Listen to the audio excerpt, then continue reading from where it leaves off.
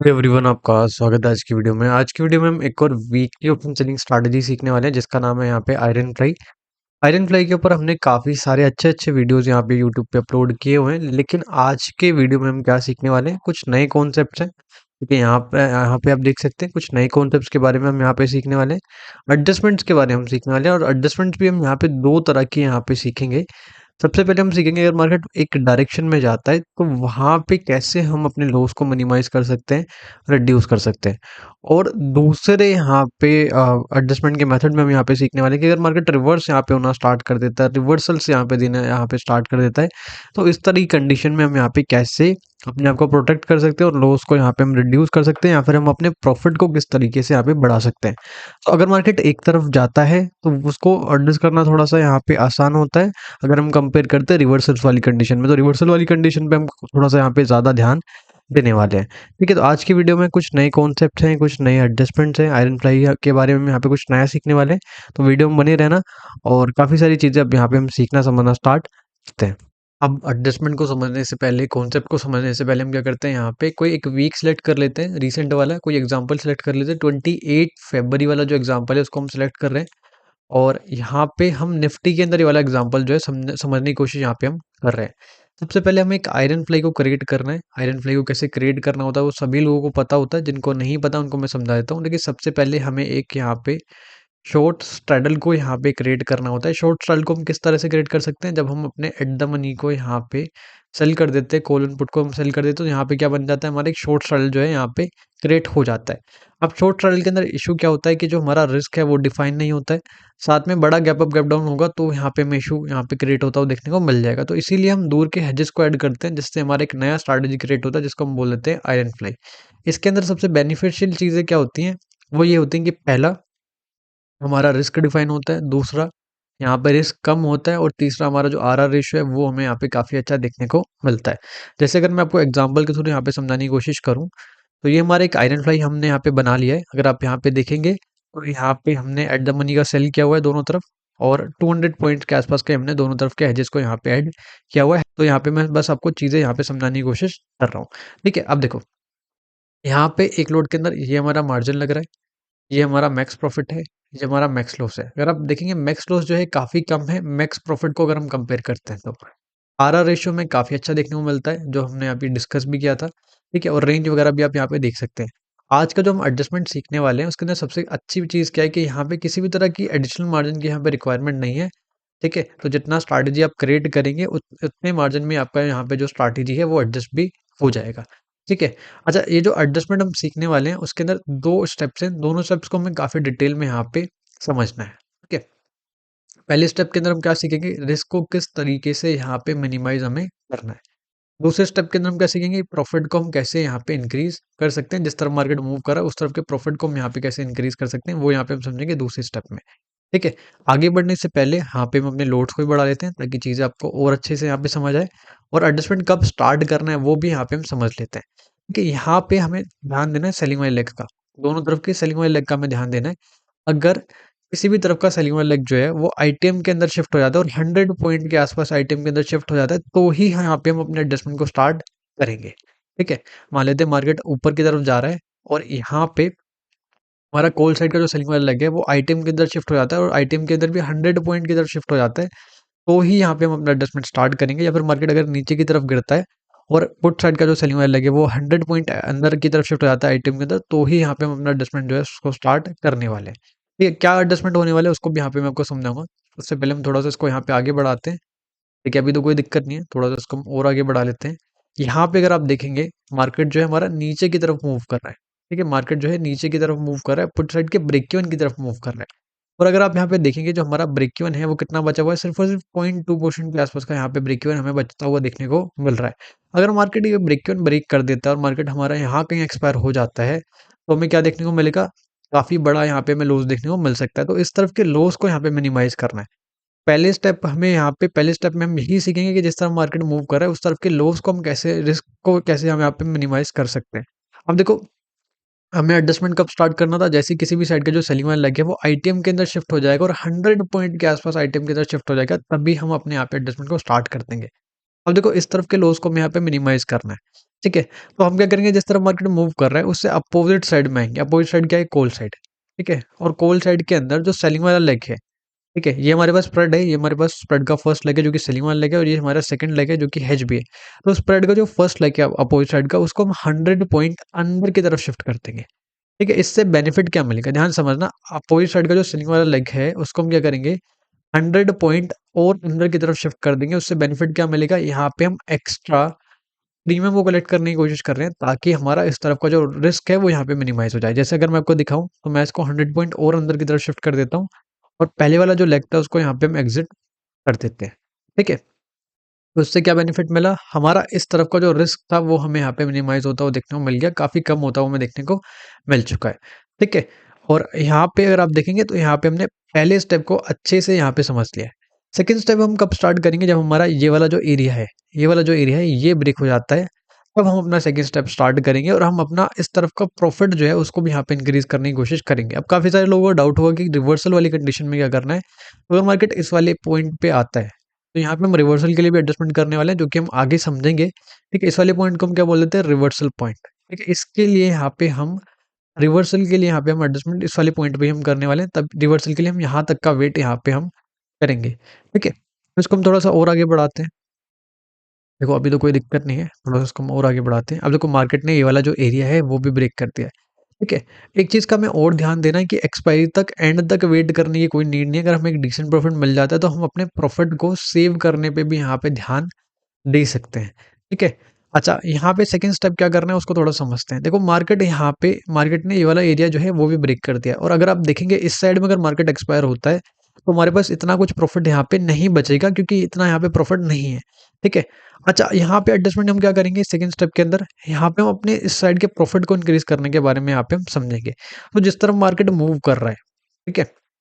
Market किस तरफ move कर रहा है? मार्केट मूव कर रहा है नीचे की तरफ, तो उस तरफ के स्प्रेड पे हमें आ जाना है। देखो ये स्प्रेड है, ये हमारा वो फर्स्ट लेग है, और ये हमारे पास सेकंड लेग है, ठीक है? तो जिस तरफ मार्केट मूव करे उस तरफ का जो स्प्रेड है, ठीक है? उसको हम शिफ्ट कर देंगे अपोज़िट साइड का, जहाँ पे सेलिंग वाला लेग है उस सेम स्ट्राइक पे इसको हम यहाँ पे शिफ्ट कर देंगे। यानी कि इस सेम स्ट्राइक पे हम इसको भी शिफ्ट कर देंगे। उससे क्या होगा, हमारा जो प्रॉफिट है इस तरफ का इंक्रीज़ हो जाएगा, और पहले वाला जो सेलिंग वाला लेग था उसको यहाँ पे हम एग्ज़िट कर देंगे। अगर आप देखेंगे यहाँ का जो प्रॉफिट है वो इंक्रीज़ यहाँ पे हो चुका है, ठीक है? अब यहाँ पे एक चीज़ और है, जैसे हमने एडजस्टमेंट किया, इस तरफ का प्रॉफिट इंक्रीज़ किया, हमारा अपोज़िट साइड का जो रिस्क है वो भी यहाँ पे बढ़ गया। तो 2 चीज़ें कर सकते हैं यहाँ पे, जैसे-जैसे प्रॉफिट में आप आएँगे, मार्केट जैसे-जैसे नीचे जाएगा, तो आप अपने अपोज़िट साइड के रिस्क को यहाँ पे मिनिमाइज़ कर सकते हैं। यहाँ पे आप ट्रेलिंग का इस्तेमाल यहाँ पे कर सकते हैं।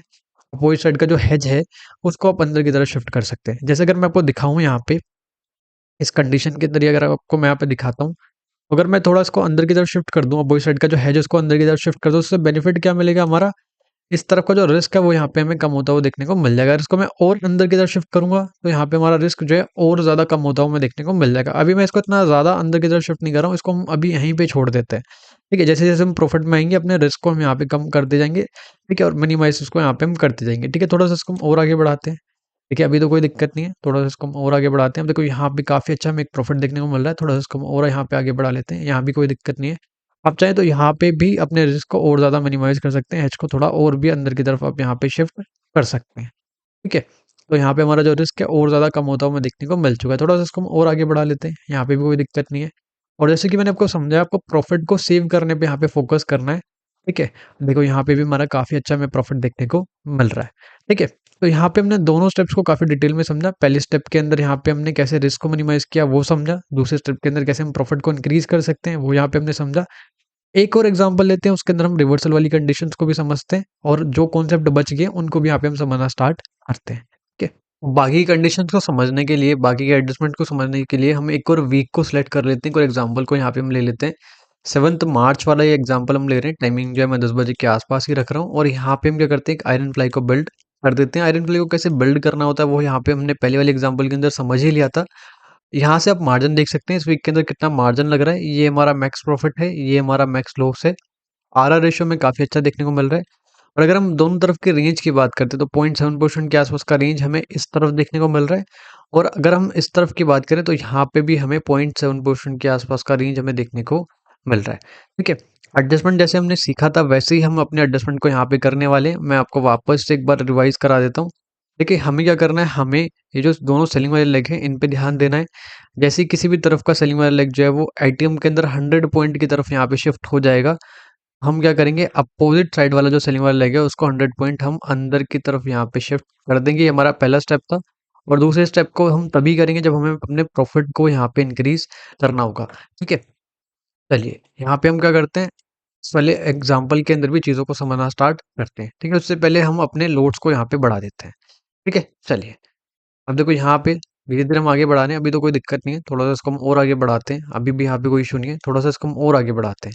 अब देखो, मार्केट क्या है, मार्केट यहाँ पे हमें ऊपर की तरफ जाता हुआ देखने को मिल रहा है। और अगर हम अपने यहाँ पे ब्रेक इवन की बात करते हैं, तो यहाँ पे भी जो हमारा ब्रेक इवन बचा हुआ है, कितना बचा हुआ है, 0.2% के आसपास का बचा हुआ है। ठीक है, अब यहाँ पे जो मेन इंपॉर्टेंट चीज़ है वो है कि अगर मार्केट ब्रेक इवन ब्रेक कर देता है और मार्केट यहाँ कहीं एक्सपायर होता हो जाता है, तो हमें काफ़ी बड़ा लॉस देखने को मिल सकता है। तो हमारा मेन एम यही होना चाहिए कि इस तरफ के लॉस को हम रिड्यूस यहाँ पे करें। और अगर आप यहाँ पे आते हैं, देखो यहाँ का जो सेलिंग वाला लेग है वो आइटम के अंदर 100 पॉइंट की तरफ यहाँ पे आ चुका है, आइटम के अंदर 100 पॉइंट यहाँ पे शिफ्ट हो चुका है। तो जैसे हमने एडजस्टमेंट सीखा था, हम क्या करेंगे, हम अपोजिट साइड में जाएंगे। ठीक है, अपोजिट साइड क्या है, यहाँ पे पुट साइड।